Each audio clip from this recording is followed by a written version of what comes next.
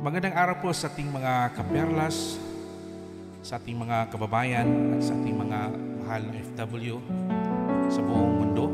Ito po si Kaperlas Rane. Yung channel po natin ngayon ay we will focus na po sa prayer sa ating bayan, sa ating bansa, our nation, at sa ating mga matitino na leader at sa mga leader natin na who are called by God to lead us.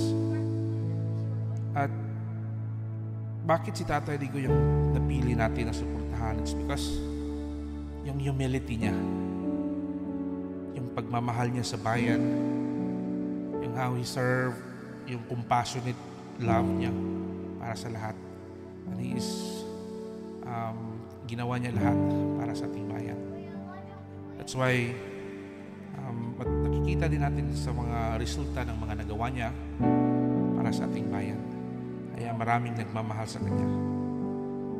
Hindi na po ako mag-aaway ng mga iba dyan. So, let them do what they do, kung ano yung iniisip nila. But for us, we know what is the truth. And we're doing this para sa Panginoon, para sa ating bayan, sa ating bansa. At kahit si BP Sara, I really like yung slogan niya. Yung sabi niya, para sa Diyos, para sa bayan, at para sa mamamayang Pilipino. Yun yung mga tao na leader na hinahanap natin. Kaya, you can, at lalong-lalo na ngayon, we have a good result sa impeachment ni Inday Sara. Praise God. Na yung korte na mismo ang nagpatunay na constitutional yung ginawa nila.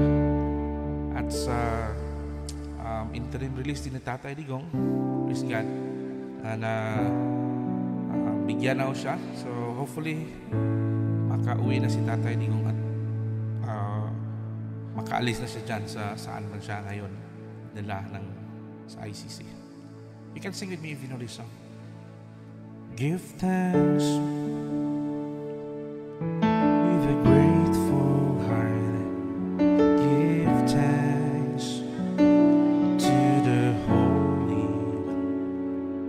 Give thanks because He's given Jesus Christ, His Son.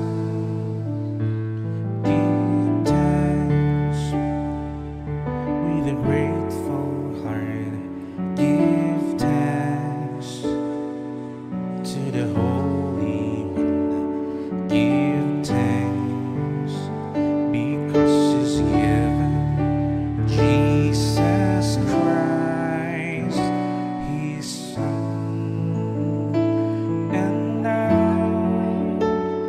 let the weak say, I am strong.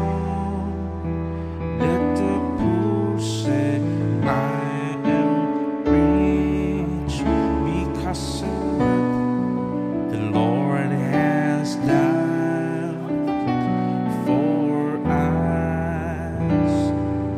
Give thanks.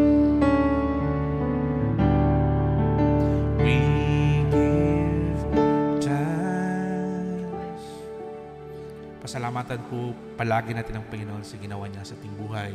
Saan man kayo naroroon, always pray. Let us always pray together and trust to the Lord. Alam ko na lahat ng mga anak niya hindi niya papabayaan because God is so faithful sa atin. God bless everyone.